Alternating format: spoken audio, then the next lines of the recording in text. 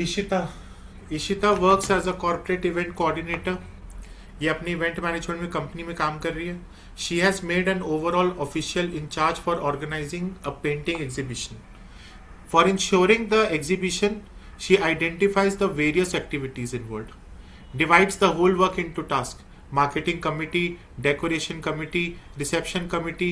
In order to facilitate the coordination and among the committees, she appoints a supervisor. हर एक member is asked to report to their supervisor. हर एक member is asked to report to their respective supervisor, and all the supervisors are expected to work under Ishita's order. कौन सा function है? जब हमने task को perform करके एक organising का काम है. What are the steps? Identification and division of work, assignment of duties, फिर डिवीजन ऑफ वर्क नहीं है वो डिपार्टमेंटलाइजेशन. हाँ, फिर असाइनमेंट ऑफ ड्यूटीज, फिर एस्टैब्लिशिंग रिपोर्ट रिलेशनशिप्स, और ये बस यही है. IDAE identification and division of work, departmentalisation, assignment of duties और इस्टेब्लिशिंग रिपोर्टिंग रिलेशनशिप. क्या है ये? IDAE. समझ में आ गई? चलिए. As the head boy and the head girl of प्रकाशे public school, Deepak Chugh and Deepika Chawla have been given the responsibility. They have been hosting the Teachers' Day program. In order to conduct the program, Deepak and Deepika first called a meeting of the student council. In the meeting, she decided about the content of the program, जहाँ पर आप अपने decisions लेते हो, and choosing the best alternative. Then the various tests performed were identified and divided into accordance with the schedule. After that, they grouped the similar activities into main groups. जैसे skit group हो गया, choir group हो गया, music group हो गया, dance group हो गया. हर एक ग्रुप के अंदर हमने हर एक इंचार्ज को रखा था. हर एक इंचार्ज के अंदर आपके पास अलग अलग ऑर्डर्स थे, जिसमें दीपक दीपिका अपना कोऑर्डिनेशन पे काम कर रहे हैं. What are the functions of the management? Organising is being performed है. कैसे प्लानिंग? कैसे? क्योंकि प्लानिंग वो पहले ऊपर वो जो क्या बोलते हैं, मतलब प्लान कर रहे थे ऊपर सबसे पहले, और ऑर्गेनाइजिंग नीचे में. प्लान कैसे कर रहे हैं? बहुत बढ़िया प्लान कर रहे हैं. जहां पर उन्होंने बोला कि हम मीटिंग करेंगे, we will decide about the content of the program. Very good. और उसमें हम डिफरेंट ऑल्टरनेटिव्स देखेंगे and we will choose the best alternative. ठीक है. तो प्लानिंग क्या होता है? It is deciding in advance what to do, how to do and who has to do it. ये बेसिक मैनेजरियल फंक्शन है. जब इतना टैलेंट है तो यूज क्यों नहीं करते? या तेरे को मजा आता है? बाद में भी कर सकता था ना बात. Organising, defining and grouping the activities, establishing authority relationship. Importance क्या है प्लानिंग का?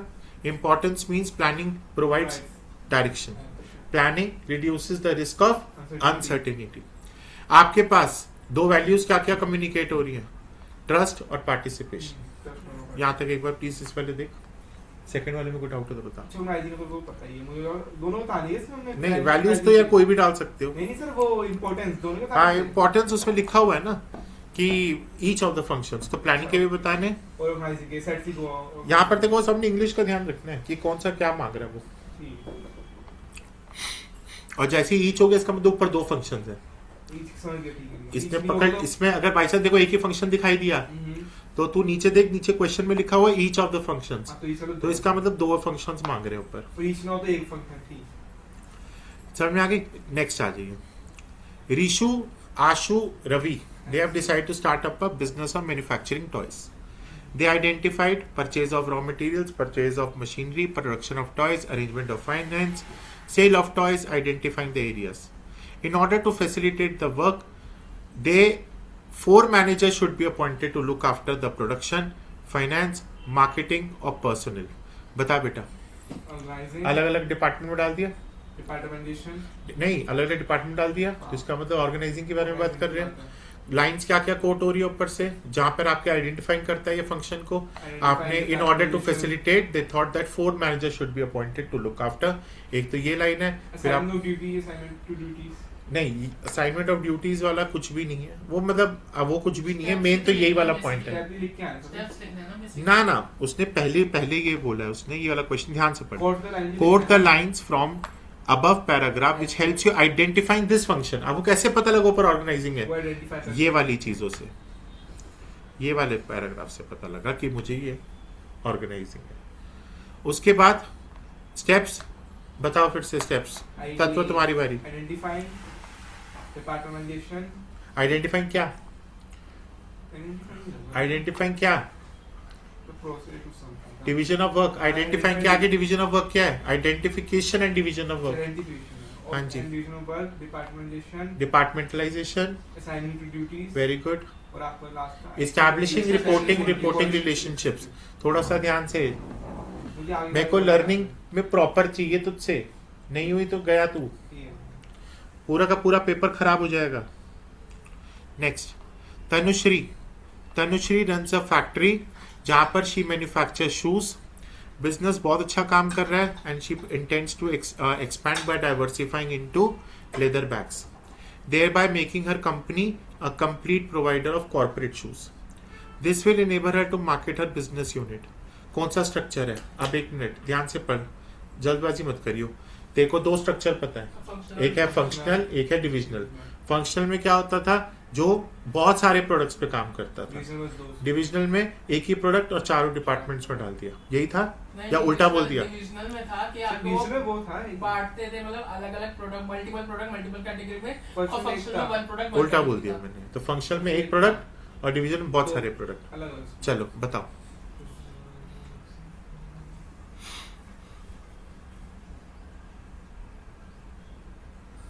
कौन सा वाला?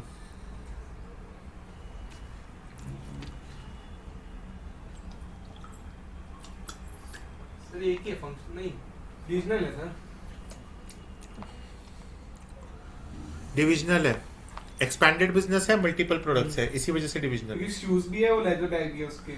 So organization will grow and will need to add more employees, create more division, introduce new level of management.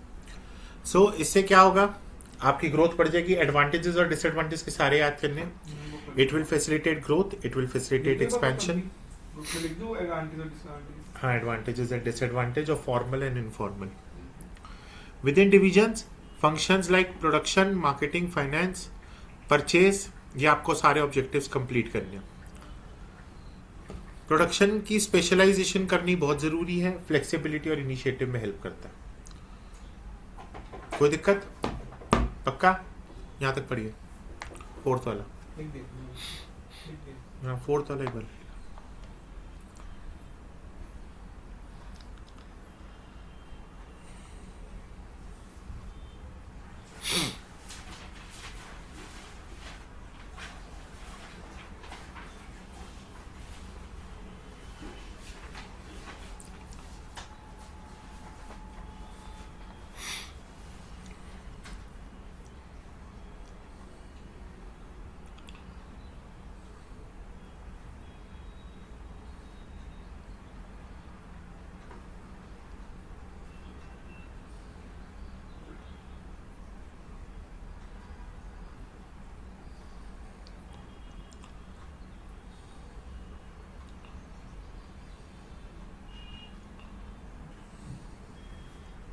वो समझा दो फ्लेक्सिबिलिटी वाला। फ्लेक्सिबिलिटी भाई, ये जो ऑर्गेनाइजेशन स्ट्रक्चर है ये आपकी फ्लेक्सिबिलिटी को बनाता है। कैसे? और हर एक डिवीजन ऑटोनॉमस यानी अपने रूल्स के हिसाब से चलता है, और जब अपने रूल्स के हिसाब से चलता है और डिसीजन मेकिंग बहुत तेज होती है। Next, Directors of Gunjan, an organization manufacturing color television, have asked their production manager to achieve a target production of 150 televisions. The production manager has asked his foreman to achieve this target. यहाँ पर authority और responsibility का game है. He did not give him the authority for the requisition of tools. The foreman could not achieve the desired targets. Can the directors blame the production manager? And can the production manager blame his foreman? Yes, the directors can blame the production manager, although he had delegated the task, because accountability cannot be delegated. अब ध्यान से सुन, मैं फिर से कोई case पढ़ रहा हूँ तेरे लिए। डायरेक्टर्स ने बोला है प्रोडक्शन मैनेजर को कि आपको 150 टेलीविजन बनाने हैं। प्रोडक्शन मैनेजर ने बोला फोरमैन को to achieve this target. Production manager ने फोरमैन को बोल दिया, तो डायरेक्टर ने प्रोडक्शन मैनेजर ने फोरमैन को। बट प्रोडक्शन मैनेजर ने फोरमैन को अथॉरिटी नहीं दी कि टूल्स लेने की। फोरमैन अपना टारगेट पूछ नहीं कर सकता। क्या डायरेक्टर प्रोडक्शन मैनेजर को ब्लेम कर सकता है? ऐसा कर सकते हैं। ये क्योंकि थोड़ी- अकाउंटेबिलिटी आ गई accountability अगर कि आपको थोड़ी- अकाउंटेबिलिटी है, भले आपने फोरमैन से काम कराया, तो यहाँ पर एब्सोल्यूटनेस ऑफ अकाउंटेबिलिटी का प्रोसीजर आता है. However the production manager can not blame his foreman for not achieving the target because he did not give him the authority. authority। So यहाँ पर आता है principle of authority and responsibility. Authority can not go without responsibility and responsibility can not come without authority. Next आ जाइए. तो chapter 2 का है यहाँ के साथ। हाँ, नहीं, ये इसी का ही है. ये अथॉरिटी, रिस्पॉन्सिबिलिटी और अकाउंटेबिलिटी का डिफरेंस हमने पढ़ा है इस चैप्टर में. ये नेक्स्ट आ जाइए. पीछे पीछे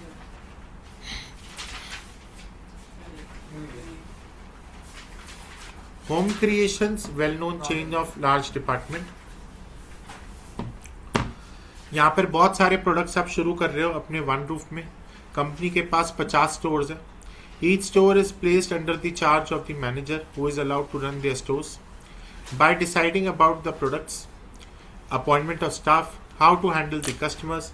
हर एक मैनेजर के पास अपनी नॉलेज होती है. It enables them to take these actions effectively. So this approach helps to improve the customer service. आपके मोराल को बढ़ाएगा, जॉब सेटिस्फैक्शन को बढ़ाएगा और इनोवेशन और इनिशिएटिव के साथ करना जरूरी है. अब बताइए कौन सी पॉलिसी फॉलो करी है होम क्रिएशन ने? ट्राई करो.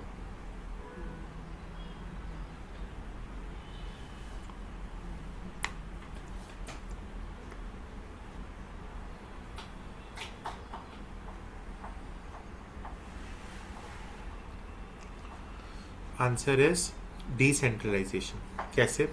पकड़ कीवर्ड ध्यान से सुन ले. डेलीगेशन और डिसेंट्रलाइजेशन. वेल नोन चेन है, बहुत सारे प्रोडक्ट्स कर रहे हैं. हर एक प्रोडक्ट अपने मैनेजर के अंदर काम कर रहा है. अपॉइंटमेंट ऑफ स्टाफ्स चल रहा है. हैंडल की कस्टमर कंप्लेंट चल रही है. मैनेजर को पूरी नॉलेज है लोकल एरिया की, तो मैनेजर ही पूरा बिजनेस चला रहा है. यहाँ पे डेलीगेशन नहीं है. डेलीगेशन में क्या होता है? ओनर इन्वॉल्व होता है. यहाँ पर मैनेजर इन्वॉल्व है. यहाँ पे डिसीजंस इफेक्टिवली ली जा रही हैं. बेसिकली पावर डिवाइडेड है. पावर पूरी डिवाइडेड है, मतलब सब कुछ पावर दे रखी है उसके हाथ में, क्योंकि उसको लोकल नॉलेज है. This approach helps to improve customer service और आपको मोराल और सेल्स आपकी बढ़ रही है. डिसेंट्रलाइजेशन. अब बता importance of this approach. Develops initiatives, develops managerial talent और क्विक डिसीजन मेकिंग में हेल्प करना. ये सबसे इंपॉर्टेंट है. और जो भी वैल्यूज है वो क्या? इनिशिएटिव और ट्रस्ट है. चलिए सुधीर ट्राई करिए. Sudhir is working as a purchase manager in PSU, power sector company. ये पब्लिक सेक्टर नहीं है, पावर है. यहाँ पर all the subordinates hold him in high regard क्योंकि इसकी मैनेजरियल स्किल्स बहुत अच्छी है. On one hand, as a manager, he is tough task maker and he is expert in strict compliance to the organizational rules. On the other hand, he makes conscious efforts to develop the repo. Many a times, these chit chats helps him to get an insights. Identify the two types of organization. एक तो हो गई chit chat वाली, तो हो गई informal, और जो नॉर्मल सबऑर्डिनेट्स जिसमें उसकी इज्जत कर रहे हैं वो फॉर्मल ऑर्गेनाइजेशन. दोनों का डिफरेंस डाल देगा पक्का. नेक्स्ट आ जाइए. Rajiv, the owner of Pathway Construction, he decided to start a campaign to create awareness among people. He formed a team of 10 members to list the different ways of cleaning the surroundings. One suggested to take the help of local residents. Another suggested that they will involve school-going children in their venture. One more suggestion was to take the help of unemployed youth. One evaluation was decided to take the help of local residents. To achieve the desired goals, the purchase of necessary item, dustbin, garbage, collection of garbage, disposal of garbage, ये सब काम करा गया. और जैसे ही हमने identify कर दिया काम को, हमने अलग अलग डिफरेंट टास्क को काम भी अलॉट कर दिया. कौन सा मैनेजमेंट है, कौन सा कंसेप्ट है, बता. ध्यान से पढ़ियो.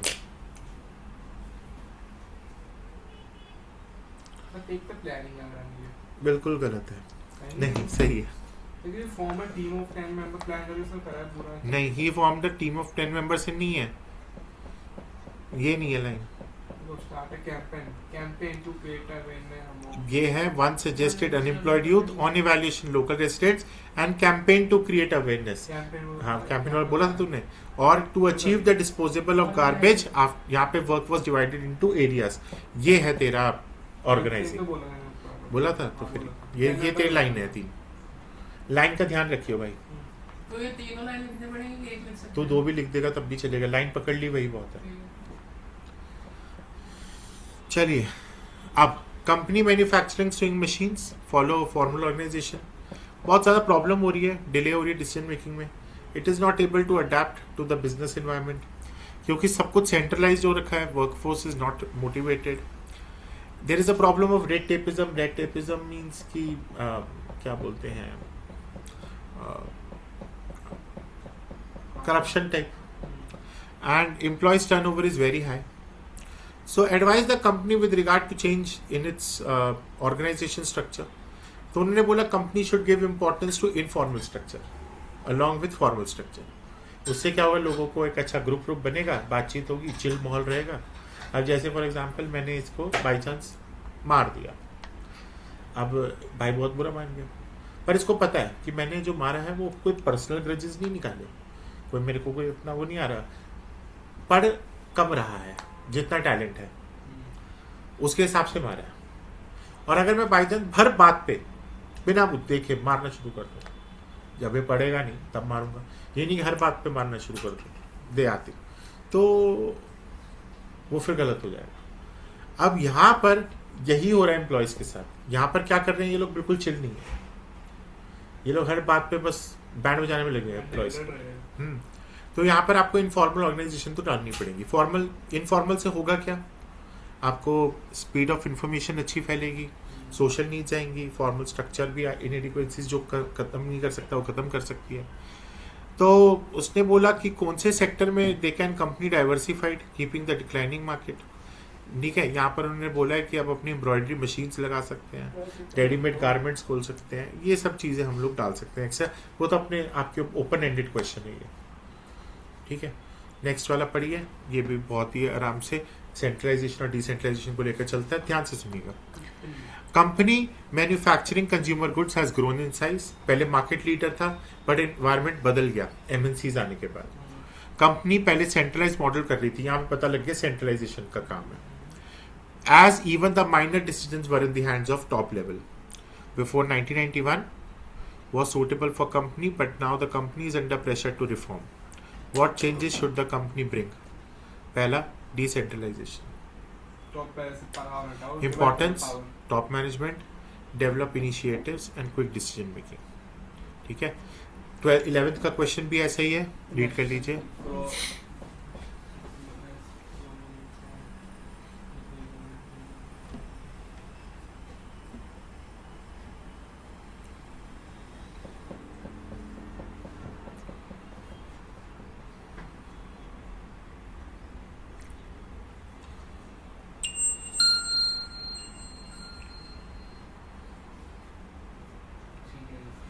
कोई दिक्कत, लाइन सेंड में कहाँ पे बोला? वो सर उसमें बस ये है बताओ, इसमें डिफरेंस आ सकता है सेंट्रलाइजेशन और डिसेंट्रलाइजेशन? बिल्कुल आ सकता है, नहीं सेंट्रलाइजेशन डिसेंट्रलाइजेशन और डेलीगेशन का। सर क्योंकि इसमें अपनी वो अथॉरिटीज को देती है ना, जनरल मैनेजर को। Yes, to cope up with the situation, CEO starts delegating some of its authority, who also felt himself unburdened. Next, अब स्टील मैन्युफैक्चरिंग कंपनी के पास अपने कुछ जॉब्स हैं, मैन्युफैक्चरिंग है, फाइनेंस है, मार्केटिंग है, पर्सनल है, रिसर्च है। Which type of organisational structure will you choose for this type of company? तो आता है आपका वो डिविजनल फंक्शनल स्ट्रक्चर जो हमारे पास आएंगी वो अलग अलग स्पेशलाइजेशंस के साथ। Functional structure because the company has diversified activities and we require the higher degree of specialisation. हमारे Yes. तो हमारे पास यहाँ पे फंक्शनल स्ट्रक्चर होगा, यहाँ पे क्या होगा, डिपार्टमेंट्स अलग है, प्रोडक्ट एक ही है। तो फंक्शनल का फायदा आपके ऑक्यूपेशनल स्पेशलाइजेशन, आपके कंट्रोल, आपके कोऑर्डिनेशन में चलता है। It leads to minimum of effort, training आपकी ईजियर हो जाती है। नेक्स्ट,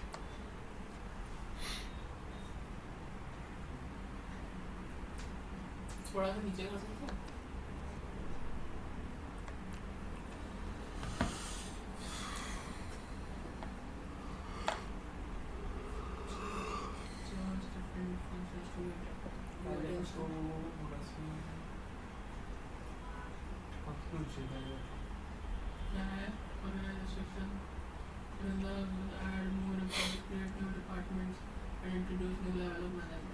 डिविजनल नहीं, पहले का फंक्शनल है, दूसरे का डिविजनल है। डाइवर्सिफाइड एक्टिविटी होने का वो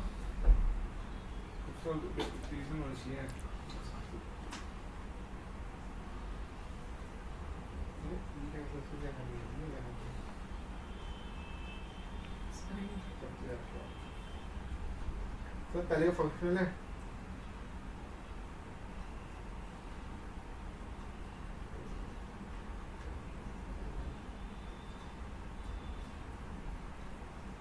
डन। पहले फंक्शनल है सर, डिविजनल है। सर क्यों डिवीजन? देख, identify Vrinda grows so it needs to add more employees, create new departments. Sir department है ना, तो नए क्रिएट करने हैं तो डिविजनल हुआ ना। क्रिएट करने वो उसमें ऐड नहीं है। श्रेया, और उसमें डाइवर्सिफाइड एक्टिविटीज, एक्टिविटी खत्म बढ़ानी है, इसलिए वो फंक्शनल। ठीक है, समझ गया? नेक्स्ट, किरण। चीज है। Kiran Industries is manufacturing office furniture. The company chose to diversify its operation. अपने growth potential, अपने market share को लेकर चलता है. As the project was important, many alternatives were generated and they were thoroughly discussed amongst the members. After evaluating the various alternatives, Sukhvinder, the managing director, decided that they should add home interiors and furnishing. नई activity डाल दी तो division हो गया, एक नया division तैयार कर लिया. नेक्स्ट, डिविजन्स का अपने रीजन क्या क्या डालने हैं, एडवांटेजेस डालने हैं, तो प्रोडक्ट स्पेशलाइजेशन हो पाएगी, divisional heads are accountable, it promotes flexibility, और साथ में लिमिटेशंस डालनी है, कॉन्फ्लिक्ट में arise, increase in cost, divisional interest. समझ में आ गई? नेक्स्ट, समीर गुप्ता वाला ध्यान से पढ़िए. फिर से देख, डिसेंट्रलाइजेशन क्यों है. समीर गुप्ता ने, ध्यान रखियो, डेलीगेशन क्यों नहीं है, डिसेंट्रलाइजेशन क्यों है. समीर गुप्ता ने टेलीकम्युनिकेशन कंपनी खोलती है, डोनेरा, to manufacture economical mobile phones. Company बहुत बढ़िया काम कर रही है, प्रोडक्ट भी अच्छा खासा चल रहा है, मार्केटिंग भी अच्छी खासी चल रही है, demand also grow up. So to increase the production, company decided to recruit additional employees. Sameer Gupta जो सारे डिसीजंस ले रहा था, had to selectively disperse the authority. Disperse the authority. Decentralization होगा. Yes. He believed that subordinates areas competent, capable and resourceful can assume responsibility for effective implementation. तो मतलब ये सारी चीजें अलग दे रहा है. This paid off and the company was able to increase the production. तो कौन सी प्रोडक्शन के साथ बढ़ गई? Decentralization. Importance ये सारी. ठीक है. अब आते हैं Himalaya. Himalaya is manufacturing washing machines. The target is to manufacture 500 machines. So there is an occupational specialization. There is no duplication. तो functional structure हो गया. Stilo has decided to set up its steel manufacturing factory. यहाँ पर उड़ीसा में, where very less job opportunities were available. People welcome this effort of Stilo to attract people. It also decided to provide many other facilities like schools, hospitals, market. Stilo started earning huge profits. Another competing company asked its production manager to investigate the resources. Aslam ने बताया that both the companies में there was systematic coordination. Every employee knew who was responsible and who is accountable. बस एक ही difference था कि यहाँ पर आपको स्केलर चेन पे काम करना है. ठीक है, तो ये कौन सी ऑर्गेनाइजेशन है, पढ़ लें. डन हो जाएगा. ठीक है, 18th वाला भी कर लीजिए.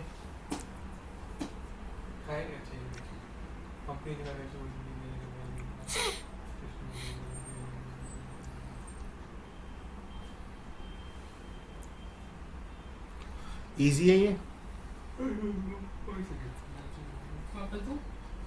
फिर से मार खानी, एक और बार खाएगा.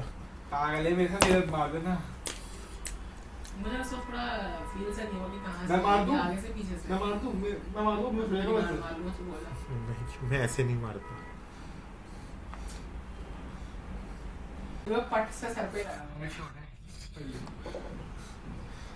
एम देख रहा है. वो तो नहीं पीछे मैं सबके सामने नहीं मारता मैं तेरे को, तूने देखा होगा अकेले. नहीं वो ऐड हो जाती है अकेले. तो फिर मैंने तेरे को सबके सामने थोड़ी ना मारा.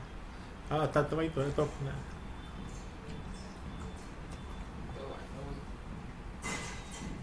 पिछली बार भी मारा था सबको बाहर भेज के. शोले को सब बात शौर्य को मारा. चलो जल्दी कर.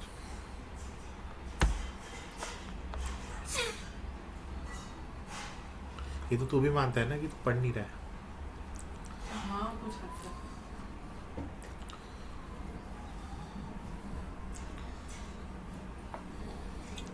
मैं वही कह रहा हूँ, अगर आप पर्सनल ग्रेजेस कुछ निकाल रहे होते तो बात लगती है। पर्सनल मेरे को किसी से कोई प्रॉब्लम नहीं है, मैं क्यों निकालूंगा? मैं तेरे से है क्या मेरा पर्सनल? तेरा मेरा पर्सनल क्या है? मैं वैसे बता रहा हूँ, कुछ है या पर्सनल हमारा?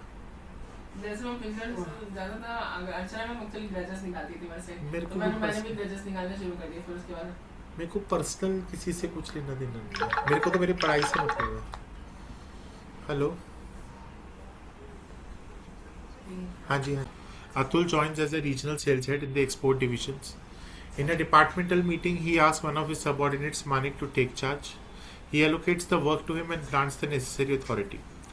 However, within a month, by seeking the feedback, Atul realizes that Manik is not doing the work as per the expectations.